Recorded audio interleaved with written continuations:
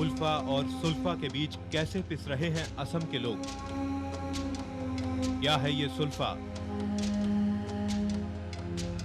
राज्य की अर्थव्यवस्था पर सरेंडर्ड मिलिटेंट्स के बढ़ते कब्जे पर अनुपम राजखोवा की खास रिपोर्ट। देखिए स्पेशल कॉरेस्पॉन्डेंट शनिवार रात 9:30 बजे भारत में और रविवार सुबह 8:30 बजे यूएई में, सिर्फ जी न्यूज पर।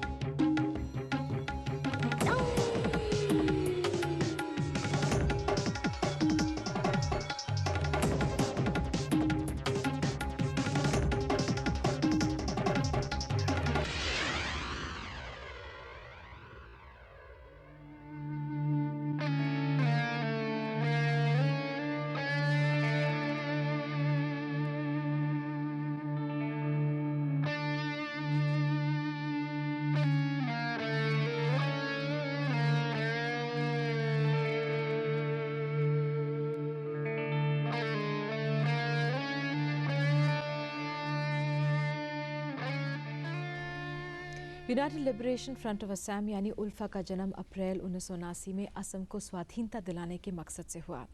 लेकिन 80 के दशक के दौरान असम में खासा आधार बना चुके उल्फा में 13 साल बाद दरारें नजर आने लगी। मार्च 1992 में राज्य सरकार और आम लोगों के बीच बनी राय मानते हुए उल्फा का एक बड़ा हिस्सा हथियार डालकर संगठन से अलग हो गया। राज्य सरकार ने अपने वायदे के मुताबिक इन्हें मुख्य धारा में शामिल किए जाने के इंतजाम भी किए, लेकिन इसका नाजायज फायदा उठाते हुए उल्फा के कुछ सरेंडर्ड मिलिटेंट्स ने रोजगार के नाम पर गैर कानूनी धंधे शुरू कर दिए। फिर यही सिलसिला साल दर साल चलता रहा। उल्फा से निराश नौजवान आत्मसमर्पण करते रहे और रिहैबिलिटेशन के नाम पर जहां उन्होंने सरकार से मिलने वाले सभी फायदे उठाए, वहीं असम की आम जनता के लिए एक बड़ी परेशानी खड़ी कर दी। स्पेशल कॉरेस्पॉन्डेंट अनुपम राजखोवा ने असम में उल्फा और आत्मसमर्पण कर चुके उनके लोगों से बातचीत की और इन सरेंडर्ड मिलिटेंट्स की वजह से वहां हो रहे बदलावों को करीब से देखा। अनुपम, क्या स्थिति बन रही है असम में उल्फा के इन सरेंडर्ड मिलिटेंट्स को लेकर? निधि, आज स्थिति ये है कि सरेंडर्ड मिलिटेंट्स असम में एक पावरफुल ग्रुप बन चुका है। इनके संख्या 8,000 के करीब है। असम में लोग इन्हें सुल्फा कहते हैं, जिसका मतलब है सरेंडर्ड उल्फा मिलिटेंट्स। इनमें से कईयों ने असम में लगभग हर बिजनेस और ट्रेडिंग में इलीगल सिंडिकेट सिस्टम चला रखा है, जहां कॉन्ट्रैक्टर्स और बिजनेसमैन को कमीशन पे करना पड़ता है। और क्योंकि ये साथ में इलीगल आर्म्स अगर कैरी करते हैं तो इनके खिलाफ कोई बोलने वाला भी नहीं है। Let's see this report.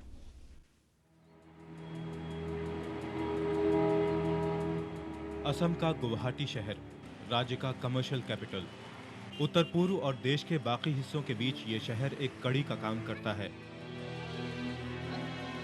इस पूरे इलाके के लिए व्यापार और जरूरत का ज्यादातर सामान यहीं से जाता है। पिछले तकरीबन 20 साल से बने बेचैनी के माहौल का असर बम धमाकों या खून खराबे की शक्ल में यहाँ कभी कभार ही दिखता है। जो नहीं दिखता वो है अंदर ही अंदर खोखला होता व्यापार, कमजोर पड़ रही अर्थव्यवस्था। 1992 में उल्फा के टूटने और उसके बाद आत्मसमर्पण कर चुके लड़कों के घर लौटने के साथ ही पुलिस ने राहत की सांस ली थी। एक लंबे अरसे बाद उम्मीद की जा रही थी कि असम में अमन चैन एक बार फिर लौट आएगा। लेकिन मुख्य धारा में शामिल हुए उल्फा के कुछ लड़ाकों ने यहां कानून के साथ एक नया खिलवाड़ शुरू कर दिया। अपने दबदबे के बल पर व्यापारियों से पैसा वसूली और ठेकों पर जबरन कब्जा। हमने अपनी तहकीकात गुवाहाटी के मेन बाजार से शुरू की। व्यापार पर मौजूदा हालात का असर जानने के लिए बाजार का जायजा लेना जरूरी था। हमने मुलाकात की राम निरंजन गोयनका से। इस शहर में व्यापार करते हुए इन्हें 50 से भी ज्यादा साल हो चुके हैं। ऊपर से तो दिखता है कि सब कुछ ठीक है, परंतु अंदर ही अंदर कुछ हो रहा है, क्योंकि जो संगठन है उनका बहुत बड़ा खर्चा है, उनको पैसे चाहिए, तो उनको उद्योग व्यापार से ही पैसे लेने पड़ते हैं। अब उनके पास अस्त्र हैं, पहले वो छुप करके अस्त्र चलाते थे, आजकल वो उनके पास लाइसेंस्ड अस्त्र हो गए, तो उसका दुरुपयोग होने लग गया है। और वो जितने भी यहाँ क्षेत्र है बिजनेस के एवेन्यूज हैं, चाहे वो फ्रूट का हो, चाहे वो मीट का हो, चाहे वो बाहर से रेलवे वैगन्स आते होंगे, चाहे नमक का हो, कुछ भी हो, सबके अंदर वो अपना हिस्सा रखना चाहते हैं। व्यापारियों से वसूली और सरेंडर कर चुके उल्फा सदस्यों के आतंक का सिलसिला यहीं खत्म नहीं होता। गुवाहाटी के पास ही बेलतोला इलाके का कोयला मार्केट भी इसकी जद से नहीं बच सका है। यहाँ दिख रहा कोयला मेघालय की खदानों से लाया जाता है। इस डिपो में इकट्ठा होने के बाद ये देश के दूसरे राज्यों तक पहुंचता है। लेकिन इस प्रक्रिया में डिपो के अलावा सुल्फा सिंडिकेट का भी खास हिस्सा होता है। ये सिंडिकेट यहाँ कोयला पहुंचाने और ले जाने वाली दोनों ही पार्टियों से कमीशन लेता है। बिना कमीशन दिए यहाँ से माल ले जाने की इजाजत किसी को नहीं होती। डिपो के बाहर ट्रकों की लंबी कतार से हमें अंदाजा हुआ कि इस व्यापार के जरिए सिंडिकेट को रोजाना कितनी आमदनी होती होगी। यहाँ दूसरे राज्यों से आए ड्राइवर्स ने हमें दिखाया कि कैसे 100 रुपए की पर्ची पर उनसे अक्सर 2-3 गुना ज्यादा पैसे वसूले जाते हैं। कभी कभी तो कीमती माल ले जाने वाले ट्रकों से होने वाली वसूली हजारों में हो सकती है। ये सारा पैसा उनसे गुंडा टैक्स के रूप में लिया जाता है। 50 रुपए की पर्ची हो, बोलते हैं हम 100 लेंगे, नहीं 200 लेंगे, 300 लेंगे। जबरदस्ती मार पिटाई करते हैं, जबरदस्ती कपड़े छीन, गाड़ी के शीशे फोड़ते हैं। असम पार करने में और आने में 11,000 रुपये खर्चा लगता है, सिर्फ गेट जो किसी काम में नहीं है, सिर्फ गेटों में जाता है।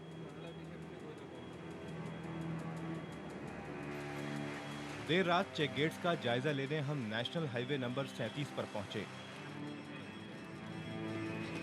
ट्रक ड्राइवर से मिली इंफॉर्मेशन के मुताबिक गुवाहाटी शहर से थोड़ी ही दूर हमें एक चेक गेट नजर आया।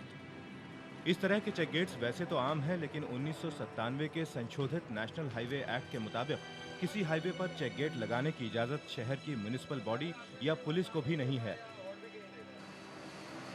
चौकी के करीब खतरे को भांपते हुए हमने वहां से थोड़ी दूर रुकना ही बेहतर समझा। चौकी पर सादी वर्दी में नजर आ रहे आदमी मुस्तैदी से ट्रक ड्राइवरों से पैसा वसूलने में लगे थे।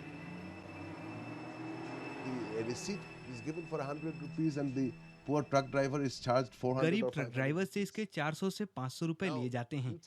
आपको क्या लगता है ये पैसा वो अपनी जेब से भरेगा? नहीं, ये पैसा ट्रक ऑपरेटर ट्रेडर से लेगा और बाद में यही पैसे बढ़े हुए दामों की शक्ल में आम जनता से वसूले जाते हैं। चेक गेट का जायजा लेने के बाद हमने शिवसागर का रुख किया। हथियार डाल चुके उल्फा के सदस्यों के बारे में ज्यादा जानकारी हासिल करने के लिए हमें मुलाकात करनी थी उल्फा के एक सरेंडर्ड मेंबर जयंतो से। आज से कोई 2 साल पहले तक जयंतो का आतंक ऊपरी असम के एक बड़े इलाके में था। यहाँ आलीशान घर और बाहर खड़ी गाड़ियां देखकर हमें खासी हैरानी हुई, क्योंकि हमें मालूम था कि आत्मसमर्पण करने से पहले जयंतो गांव के एक साधारण परिवार से था। सुल्फा के गैर कानूनी धंधों में शामिल होने की खबरों के बारे में हमने उनसे जानना चाहा।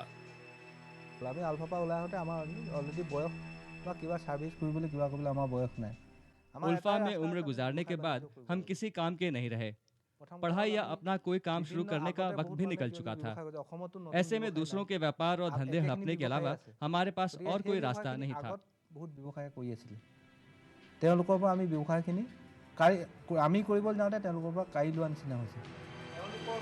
लेकिन मौजूदा हालात में आत्मसमर्पण कर चुके उल्फा के लोगों के लिए सरकार के रवैये से जयंतो खासे नाराज दिखे।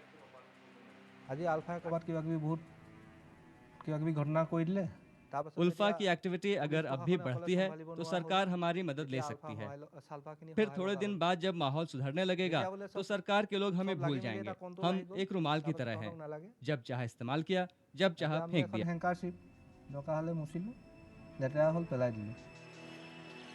वापस गुवाहाटी आकर हमने इस मामले पर सरकारी पक्ष जानना चाहा, लेकिन राज्य के गृह मंत्री ने जहां एक और आत्मसमर्पण कर चुके उल्फा के लोगों को खास दर्जा दिए जाने की बात को नकारा, वहीं दूसरी ओर उल्फा के खिलाफ उनका इस्तेमाल किए जाने की बात से साफ तौर पर इनकार नहीं किया। सरेंडर्ड मिलिटेंट्स को कभी-कभी काउंटर इंसर्जेंसी ऑपरेशन में उनका हेल्प लिया जाता है। ये सिर्फ असम का बात नहीं है, ये सारा जगह में हमारे बाकी सब स्टेट्स में भी ये होता है इंफॉर्मेशन के लिए, और ये एक एस्टेब्लिश प्रैक्टिस है।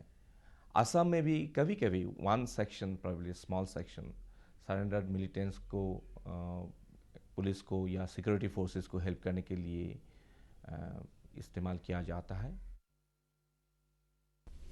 सुल्फा के कुछ लोगों का कहना है कि सरकार अगर एंटी इंसर्जेंसी ऑपरेशंस के लिए उनकी मदद लेना चाहती है तो ये ऑपरेशंस गुपचुप तरीके से करने के बजाय उन्हें इसमें आधिकारिक तौर पर शामिल किया जाए।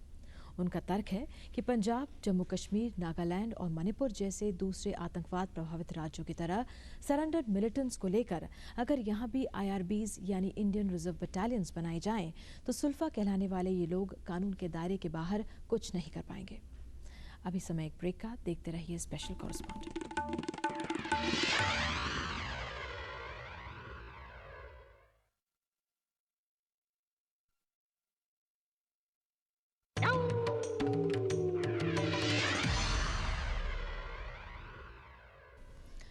उल्फा के सरेंडर्ड मिलिटेंट्स को सरकार से मिले प्रोत्साहन और उनके काउंटर इंसर्जेंसी ऑपरेशंस में इस्तेमाल किए जाने से उल्फा काडर्स में काफ़ी नाराज़गी थी। उन्हें लगा कि जंगलों में रहकर आज़ादी की लड़ाई लड़ने के मुकाबले सरेंडर कर सरकार का पक्ष लेने वाले काडर्स ज़्यादा फायदे में रहे।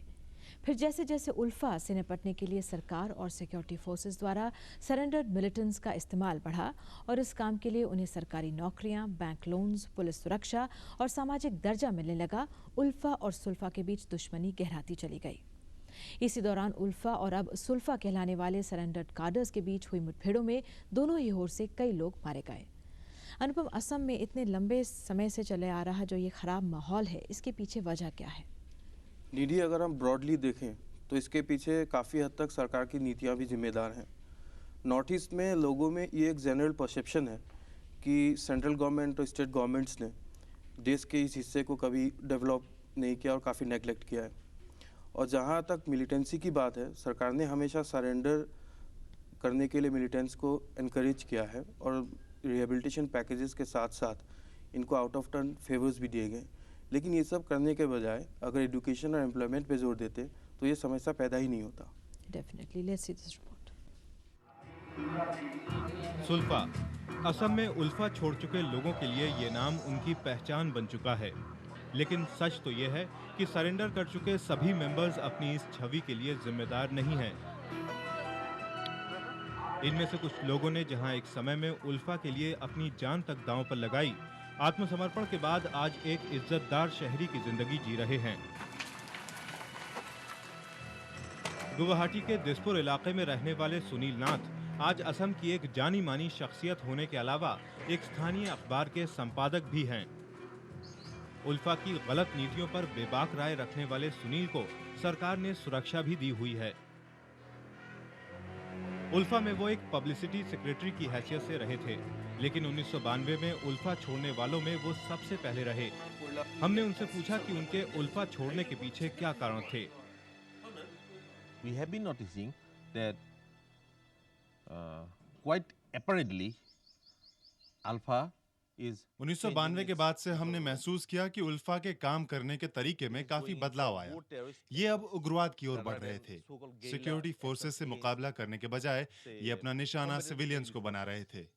उल्फा की सेंट्रल लीडरशिप ने मुझे बहुत निराश किया, इसलिए आखिरकार मैंने उन्हें नकार दिया और संगठन भी छोड़ दिया।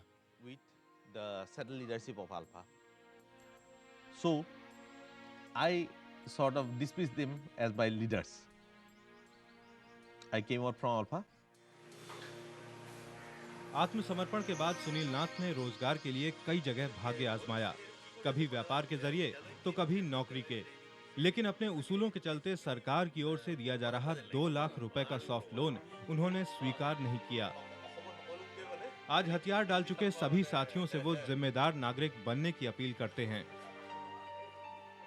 I think if all of us fulfill our duty as citizens, अगर हम एक अच्छे नागरिक बने रहें और कानून का पालन करें तो सब कुछ अपने आप ही ठीक ठाक चलेगा। Society would run by itself.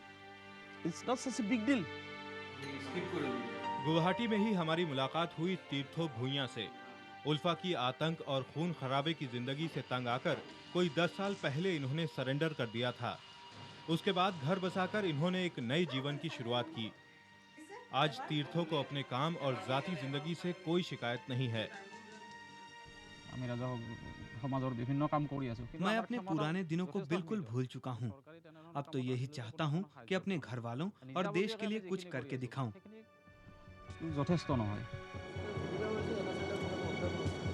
समाज की मुख्य धारा में शामिल हो चुके सरेंडर्ड मिलिटेंट्स की जिंदगी का ये पहलू और करीब से देखने हम डिब्रूगढ़ की ओर निकल पड़े।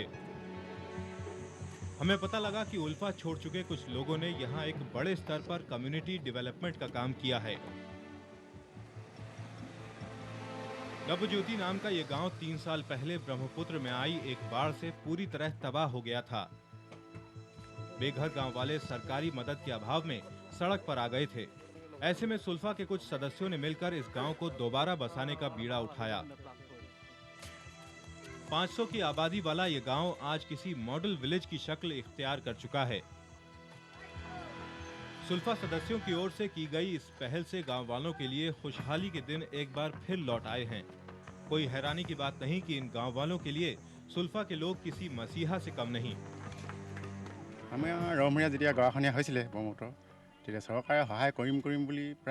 बाढ़ में हमारा गांव बह जाने के बाद सुल्फा के लोगों ने हमें बड़ा सहारा दिया।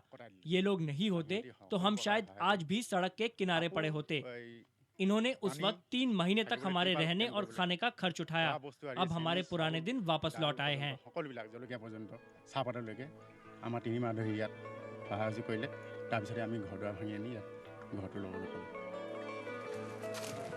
गांव से थोड़ी ही दूर सुल्फा के लोगों ने हमें खेती को बढ़ावा देने के लिए चलाई जा रही कुछ योजनाओं के बारे में बताया। हमें दिखाया गया कि किस तरह गांव वालों की जमीन पर सुल्फा के सदस्य खेती के आधुनिक तरीकों का इस्तेमाल करते हैं। यहाँ बने इनके विकास संगठन के जरिए किसानों को ट्रैक्टर आदि के अलावा वाजिब दामों में बीज और खाद जैसी चीजें मुहैया कराई जाती हैं। योजना के अनुसार पैदावार का हिस्सा खेत के मालिक और उस पर काम करने वालों के बीच बराबर बांट लिया जाता है। इस योजना से पिछले 1 साल में ही आसपास के गांवों में फसल की कुल पैदावार कई गुना बढ़ी है। सरेंडर करने के बाद कामयाबी का ये एहसास शायद इन्हें पहली बार मिला है। अभी तो बहुत अच्छा लग रहा है, क्योंकि पहले जो हम लोग का एक इरादा है कि देश का लिए कुछ करे। मान लीजिए पहले ही सरेंडर करने का पहले तो उस टाइम भी देश का लिए कुछ कर रहा था। सरेंडर करने के बाद अभी देश का लिए कुछ कर रहा हूँ। हम लोग का करीब 200 जैसा गांव में काम स्टार्ट हो रहा है और हम लोग का एम्बुलेंस का यू भी है और खेती में पब्लिक को जितना सके उतना हेल्प करना हम लोग चाह रहे हैं। इस पहल को देखकर हमें महसूस हो रहा था कि आत्मसमर्पण करवाकर सरकार मिलिटेंट्स को उनकी पुरानी जिंदगी से छुटकारा तो दिला सकती है, लेकिन उसके बाद जिंदगी को बेहतर बनाने की जिम्मेदारी आखिरकार इन्हीं पर है।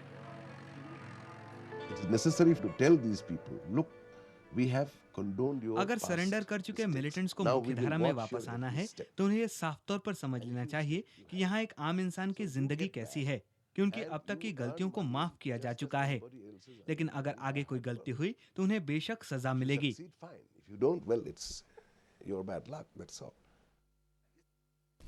सरकारी आंकड़ों के मुताबिक असम में अब तक 8000 से ज्यादा आतंकवादी आत्मसमर्पण कर चुके हैं। इसके मुकाबले उल्फा संगठन के सदस्यों की मौजूदा संख्या 5000 तक बताई जाती है। जाहिर है अगर ये मिलिटेंट्स इतनी बड़ी तादाद में हथियार नहीं डालते तो उग्रवादियों की संख्या आज कहीं ज्यादा होती। इनमें से कुछ ने जहां मुख्यधारा में शामिल होने के बाद भी अपराध का रास्ता नहीं छोड़ा, वहीं दूसरों ने इस मौके का भरपूर इस्तेमाल किया और समाज में अपना एक मुकाम बनाया। अभी समय एक ब्रेक का, देखते रहिए स्पेशल कॉरेस्पॉन्डेंट।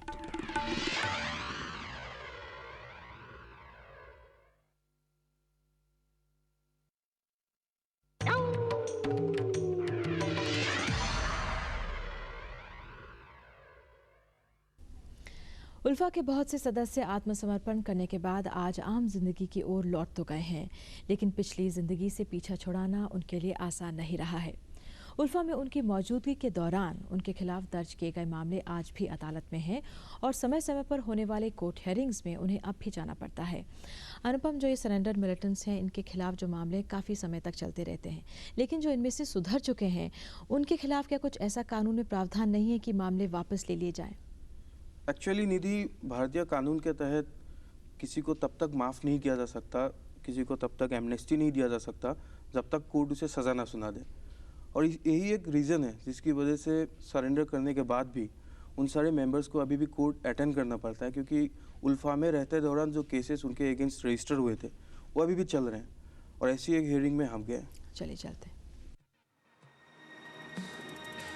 ये है गुवाहाटी के दिघोली पुखुरी इलाके में बना एक डेजिग्नेटेड टाडा कोर्ट। ये कोर्ट खासतौर पर उल्फा के सदस्यों पर पहले से रजिस्टर्ड टाडा केसेस के निपटारे के लिए चलाया जा रहा है। ये महज संयोग ही था कि हमारे शूट करने के दौरान यहाँ हियरिंग चल रही थी। यहाँ दिख रहे ज्यादातर सरेंडर्ड मिलिटेंट्स के खिलाफ अपहरण, हफ्ता वसूली और अवैध हथियार रखने जैसे मामले दर्ज हैं।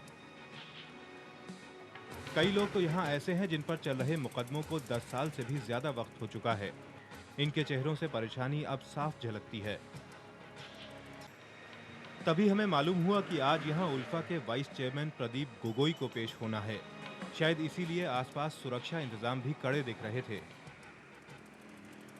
उल्फा के मौजूदा कार्डर से बात करने का मौका आमतौर पर मुश्किल से ही मिलता है, और फिर चूंकि गोगोई उल्फा में एक अहम रोल निभा चुके थे, इसलिए हमारी पूरी कोशिश थी कि असम के मौजूदा हालात पर हम उनकी राय जान पाएं। लेकिन क्योंकि कोर्ट परिसर के अंदर शूट करने की इजाजत नहीं थी, इसलिए उनसे बात करने के लिए हमें उनके साथ कोर्ट परिसर के बाहर आना पड़ा।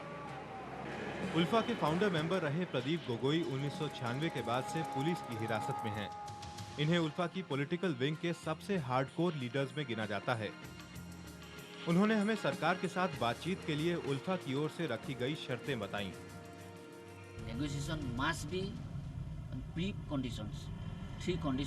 हम सरकार से बात करने के लिए तैयार हैं, लेकिन हमारी 3 शर्तें हैं।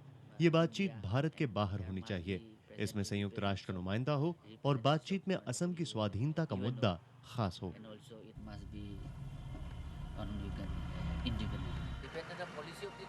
हालांकि पिछले 2 दशकों से उल्फा द्वारा चलाए जा रहे ऑफेंसिव से अब तक कुछ खास हासिल नहीं हो सका है, लेकिन प्रदीप गोगोई मानते हैं कि असम की समस्याओं के हल के लिए इसके अलावा और कोई रास्ता नहीं। मुझे पूरा भरोसा है कि हम कामयाब रहेंगे। कौन कहता है कि सरेंडर करने से इसका हल निकल आएगा? क्या सरेंडर करने से अब तक कोई फायदा हुआ है? इसका हल सिर्फ बातचीत से हो सकता है। प्रदीप गोगोई का मशवरा हमने असम के minister of state for home के सामने रखा, पर उनका कहना था कि राज्य सरकार इस मामले में अकेले कोई फैसला नहीं ले सकती। बातचीत वो चाहते हैं, लेकिन वो कहीं काफ़ी एब्सर्ड कंडीशंस डाल देते हैं। तो हम ट्राई कर रहे हैं, हम सेंट्रल गवर्नमेंट को भी रिक्वेस्ट कर रहे हैं, क्योंकि जो कंडीशंस वो लोग देते हैं वो स्टेट गवर्नमेंट कुछ नहीं कर सकते। डिब्रूगढ़ से लगभग 20 किलोमीटर दूर अब हम छाबुआ के पास जराई गांव में उल्फा के मौजूदा commander in chief Paresh Barua के घर की ओर बढ़ रहे हैं। हम जानना चाहते थे कि घर के एक सदस्य के उल्फा से जुड़े होने ने उनकी जिंदगी को किस हद तक बदला था। बरुआ का घर हमें बेहद साधारण नजर आया। यहाँ कम से कम ऐसा तो कुछ नहीं था जिसे देखकर लगे कि इस जगह का संबंध उल्फा के मिलिट्री विंग के चीफ कमांडर से है। लेकिन इस मामूली से दिखने वाले घर में सुरक्षा कर्मी की मौजूदगी ने हमें जरूर चौंका दिया। बाद में घर वालों से पता लगा कि 1996 में परेश के एक भाई की हत्या के बाद ये सुरक्षा उन्हें सरकार की ओर से दी गई थी। जाहिर है पिछले कुछ साल से उल्फा और सुल्फा के बीच तनाव के असर से ये घर भी अछूता नहीं रह पाया है। लेकिन बरसों बरस मुश्किलात भरी जिंदगी और बदनामी से तंग आ चुके परेश बरुआ के घर वाले चाहते हैं कि वो अब घर वापस लौट आएं।